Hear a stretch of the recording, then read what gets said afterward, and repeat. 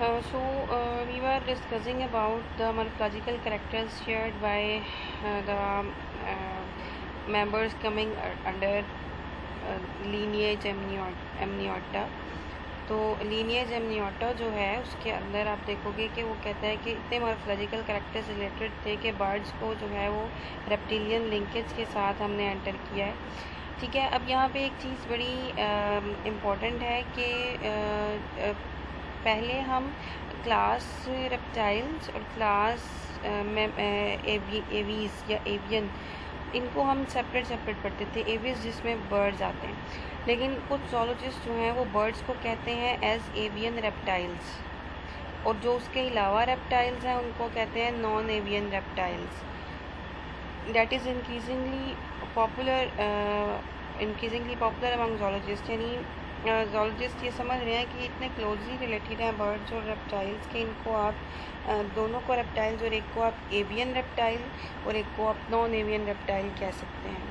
ठीक है, लेकिन ट्रेडिशनल ग्रुपिंग स्टिल फॉलो की जाती है जिसमें नॉन एवियन रेप्टाइल्स को और एवियन रेप्टाइल्स को सेपरेट क्लासेस में एज 2 क्लासेस रखा गया है, रेप्टिलिया एंड एविस। इनको avian reptilia and non avian reptilia नहीं कहा जाता था। ये अभी भी बहुत सारे लोग इसको एविस और रेप्टिलिया में ही रखते हैं। ठीक है, लेकिन this system creates a paraphyletic reptilian group, partly out of the respect for this tradition and partly to make the coverage of the reptiles more manageable. Non avian reptiles को book के इस chapter में नहीं बल्कि इससे अगले इस book के इस चैप्टर में कवर किया गया है, और जो आगे इसका चैप्टर आ रहा है उसमें एवियन रेप्टाइल्स यानी बर्ड्स को कवर किया गया है। ठीक है, तो आप यहाँ पे देखोगे about classification of the non avian reptiles जिनको आप कह रहे हो, तो उसमें आप देखोगे क्लास रेप्टिलिया जो है उसके कैरेक्टर्स आपने देख लिया, जो भी हमने ऊपर देखे हैं। एमनियोटिक एग होगा, लार्ज लंग्स होंगे, किडनीज मोर सोफिस्टिकेटेड होंगी वाटर को कंजर्व करने के लिए, स्केल्स होंगे डिगिंग के लिए, इनके पास जो इनके डिजिट्स हैं उनके साथ काफ़ी सारे इस तरह की न्यू मॉर्फोलॉजीज़ जो है वो इंट्रोड्यूस हो गई होंगी। तो अब यहाँ पे देखेंगे आपके जो नॉन एवियन रेप्टाइल्स हैं, they have been classified into further some orders. Order testudines, order crocodilia. Testudine order जो है हमारे पास उसके अंदर टर्टल्स आते हैं।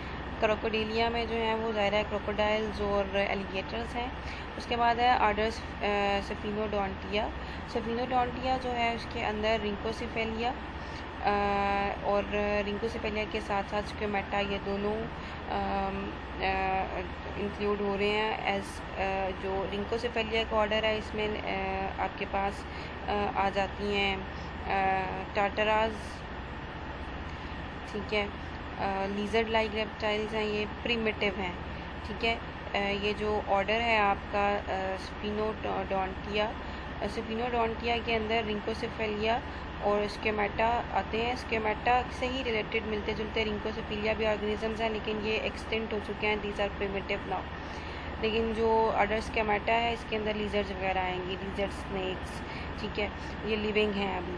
तो आप मेनली इनको 3 ऑर्डर्स में डिवाइड करते हो, टेस्टोडाइन्स, Crocodilia and स्क्योमेटा, स्फिनोडोंटिया and स्क्योमेटा।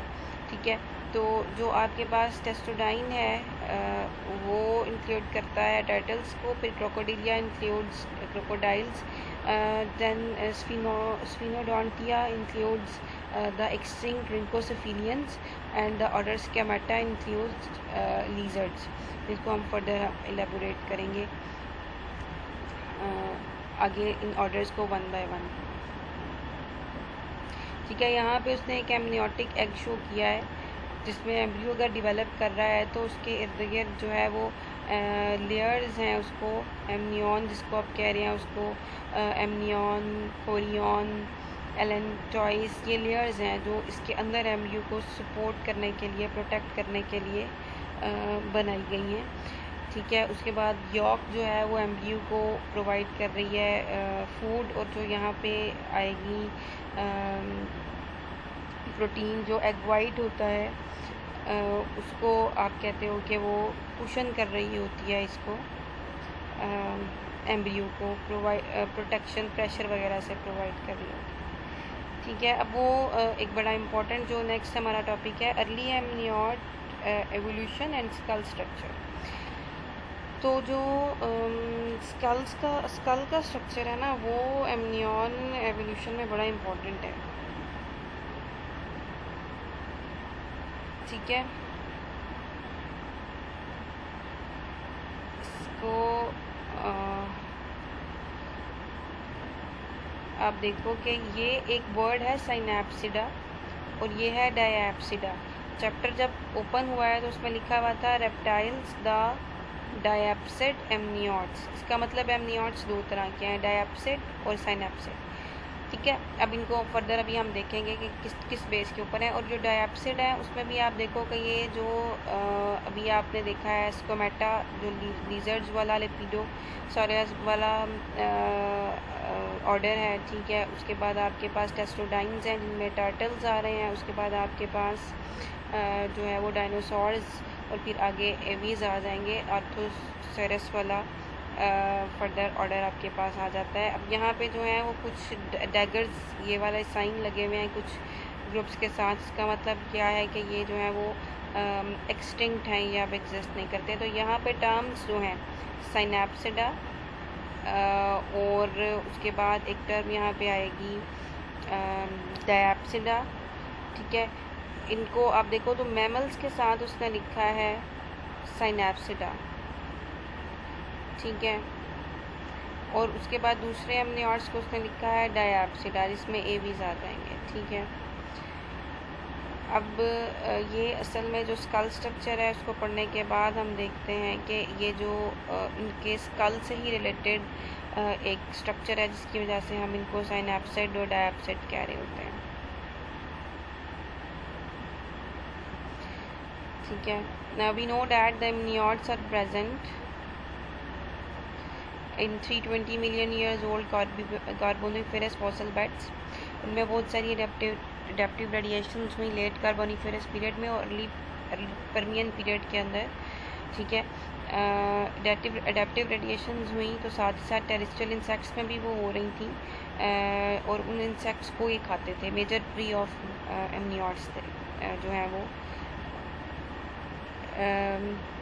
this time coincides with the adaptive radiations of terrestrial insects, the major prey of early amniotes. ये अर्ली एमनियोट्स फिर उन्हीं को खाते थे उन ड्यूरेशन में क्योंकि इनके पैरेलल आर्थ्रोपोड्स भी बहुत ज़्यादा डेवलप हो रहे थे, उनमें भी एडेप्टिव रेडिएशंस आ रही थी। ठीक है, the oldest amniote fossil document the divergence of 2 lineages जिनका भी हमने नाम लिया है दैट इज साइनैप्सिडा। साइनैप्सिडा का मतलब क्या है?